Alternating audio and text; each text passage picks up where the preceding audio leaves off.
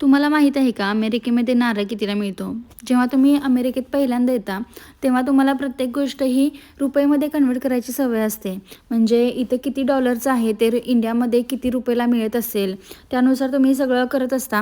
मला पण तीच सवय होती. मग नंतर ती हळूहळू कमी झाली. पण त्यानुसार जर पहिल्यांदा इथं दिसतील ह्या किमती पाऊंडमध्ये आहेत. म्हणजे अर्धा किलोला किती आणि त्याचं वजन करून जास्त होणार. मग इथं हे नारळ आहे 1.59ला LB म्हणजे तो अर्धा किलोपेक्षा जास्तच असतो आहे, तर त्याची किंमत ₹150 जाते. त्यानंतर इथं जे आहे ते ऊस आहे सोललेला, त्याचं जे पॅकेट आहे ते ₹250 मिळते.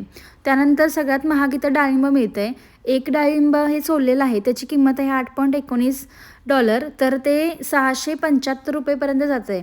आणि न सोललेलं आहे ते ₹400ला मिळतं डाळिंब. त्यानंतर ही ऊसाची एक कांडी तुम्हाला इथं ₹330च्या जवळपास असते.